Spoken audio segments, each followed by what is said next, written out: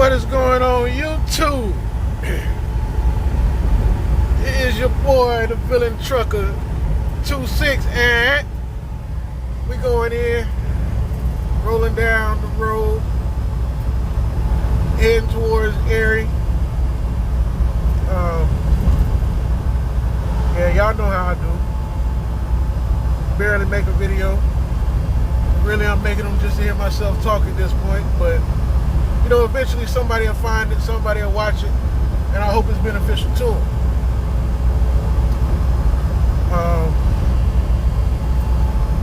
This is a semi-response video to another YouTuber out there. You know, I mean, I think highly of him. You know, he's a brother in Christ. So, you know, ain't no going in or,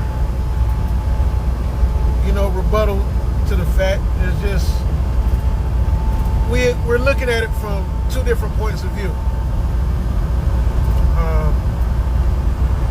What we're talking about right now is leasing versus company. You know, they stated some things of you need to be company for about a year. How you should fuel. You should never let your tank go below half a tank, and you need X amount of dollars, and leasing is just bad business. Why don't you go company?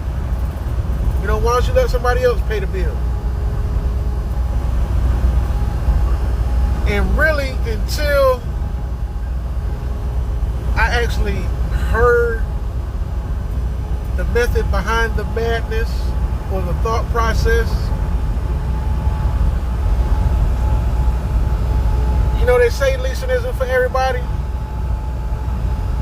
And I mean, yeah, you know, leasing's not for everybody.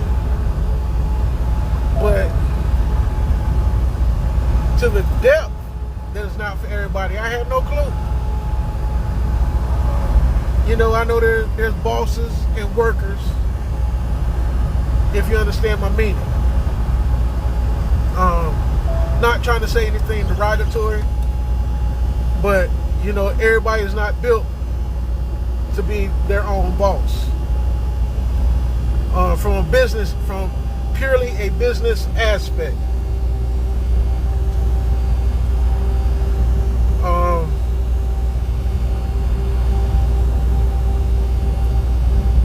First things first, have I ever run out of fuel? Yes, I have. One time. Oh man, you ain't know what you was doing. Nah, I knew what I was doing. I was being cheap.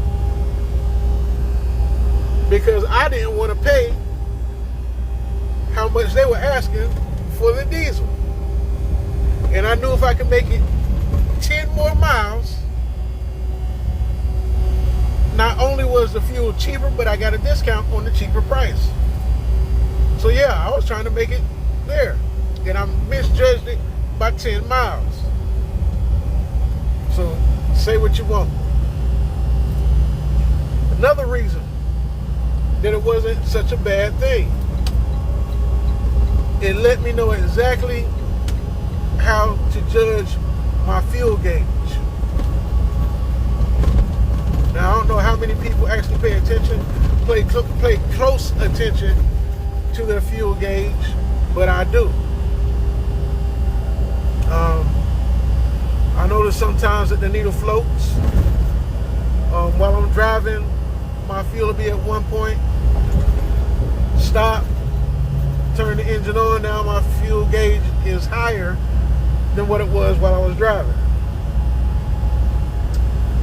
So it taught me exactly, you know what I'm saying, it was a learning experience about my truck. So it's not necessarily, it wasn't necessarily a bad thing. Now, I'm not going to tell you, I'm not going to let it go. I'm not going to let go all of the giblets on the fueling. But I will say this. It is true that your biggest price or you're going to spend more money on fuel than anything else. Now, what does that necessarily mean? I'll let you decide. But I do know one thing. Even though fuel is your biggest expense, you can also control that expense. Well, fuel isn't your biggest expense. It's your next biggest expense. Your biggest expense is that truck note.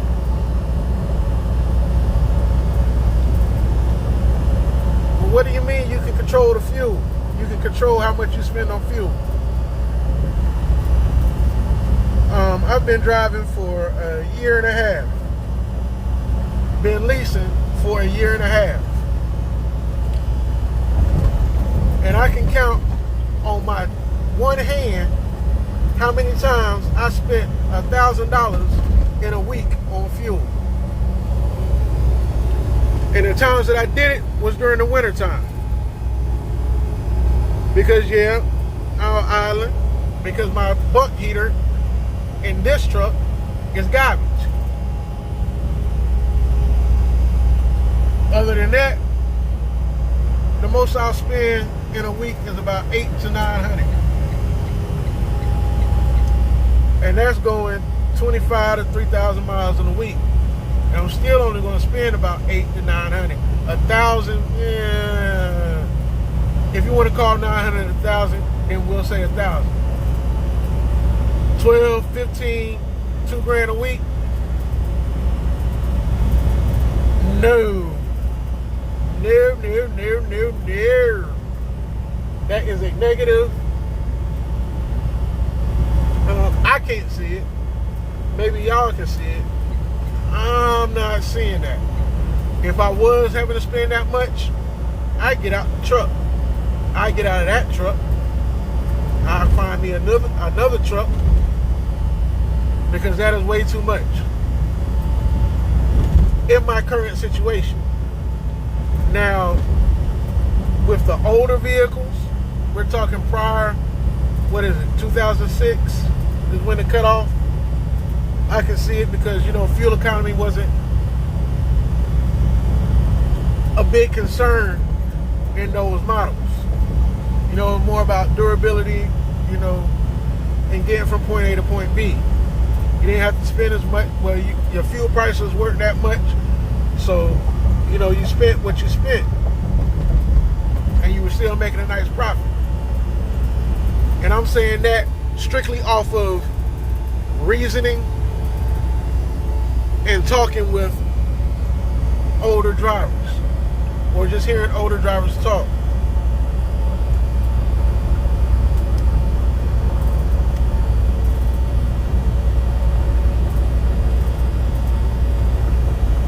Now, not knowing how to fuel, that can get you in a situation of, or in a mindset of, the company is taking advantage of me. I don't think I should lease, or I don't think leasing is the right way to go because X, Y, and Z.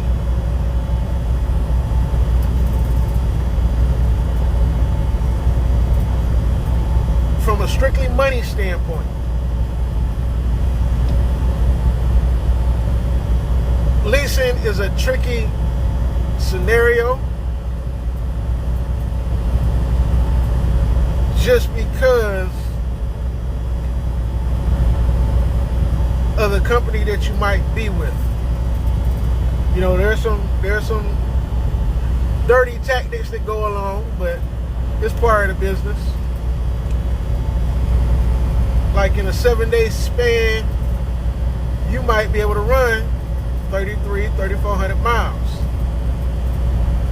But from a paycheck standpoint, you're only doing about 12 to 15 or 1,800.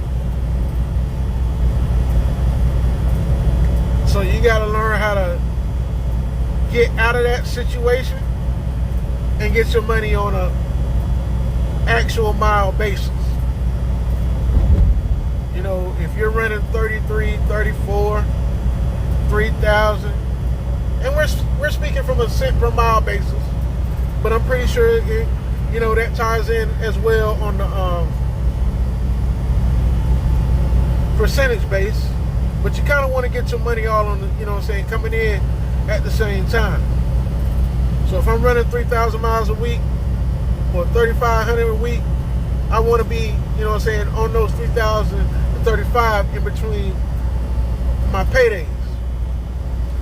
Now I do know, you know, some companies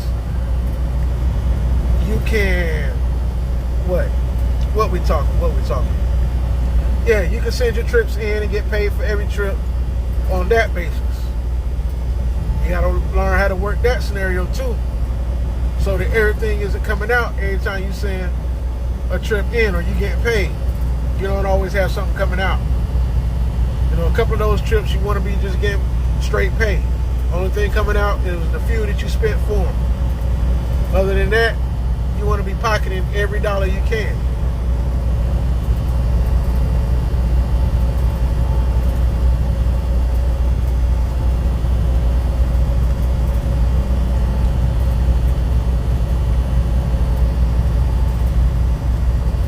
Now it's a sunny, rainy day. As you can see, the raindrops dripping. Went and picked up from the shipper up in Arkansas, and the bottom fell out the sky while I'm dropping and hooking. Your boy got soaked, but it is what it is. It's part of the game. You know, it's gonna be like that some days. So you know, you can't let it deter you and make you want to slow down. Well, I'm gonna sit here and I'm gonna wait for it to ease up. Just go ahead and handle your business and get down the road. You'll be more thankful for it, you know what I'm saying, afterwards.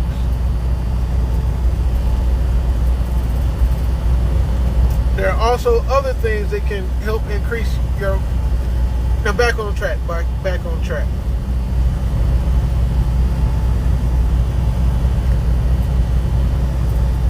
I'm not going to tell you what to do. Yeah, what were we talking about? Oh, we were talking about money. But, you know, typically,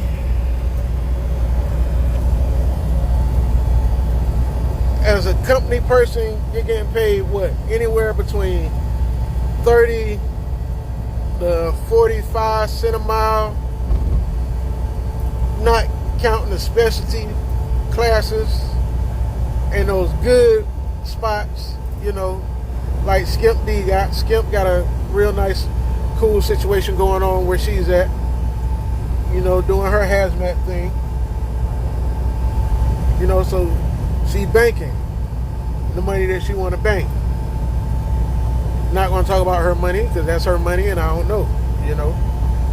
But she has put it out there what she make. And she's making pretty much what I make after it's all said and done. But like I say, she's in a specialty class, you know, running hazmat. You know, hazmat pay is a little bit different. And then the company she's with, yada, yada, yada. But you're looking between, you know, the typical company out here is paying what? 30, 45, 42. You're getting a good spot is 50 or up to 50, you know, with X, Y, and Z attached onto it.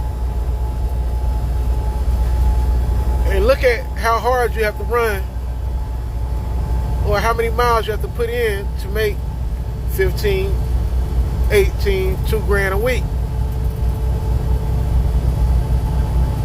Now, if you're leasing, you know, you're making that, but you're not having to work as hard. And that's one of the reasons why I went into it. Because I knew the type of money that I wanted to see. And I knew what it was going to take for me to actually see it. I actually worked it out, you know, on a cent per mile basis. So I jumped in with the mindset of, I want this money.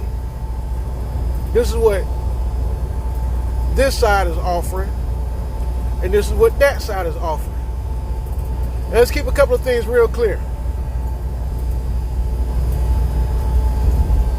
When you lease a truck through a carrier, you really ain't got nothing to worry about, honestly. You know, if the truck goes down, then you're down and you're not getting paid for it exactly. All right. But when it goes down, as long as what's got it down is covered underneath the warranty, which 95% of the issues are, you ain't got to pay. You ain't spending nothing on it because it's covered. That's not money that you're actually having to fork over. So the only things you really have to worry about are your oil changes, tires and brakes, and your fuel. How often do you need a set of tires? How often do you need a set of brakes? Now when you do have to get them, yeah, you're going to feel it. I know what, I've put a set of drives on this tractor, and it put me in the hole on my maintenance account $3,000, and I was a positive 15 ahead of time. So you do the math about that. Super singles, I tell you, boy. But to be honest, it took me 2 months to pay them off, to get back into positive after that. So hey, now as far as the brakes go, it's about timing when you do it. You know, I'll say that because it can be a hassle. But you know, there ain't no way that you can't. I mean, if you're a company driver and you know how to, and you're getting a fuel, you know, a fuel bonus, ain't no reason that you shouldn't be working for yourself. Not one at all.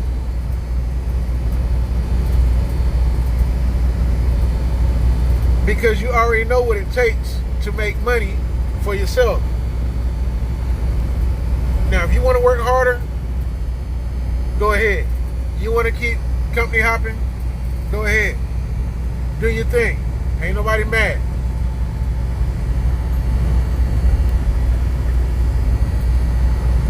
But that's all we're going to do on this one. So once again, hit the like and subscribe. Check me out. Villain Trucker 26, NC in the house, and we gone.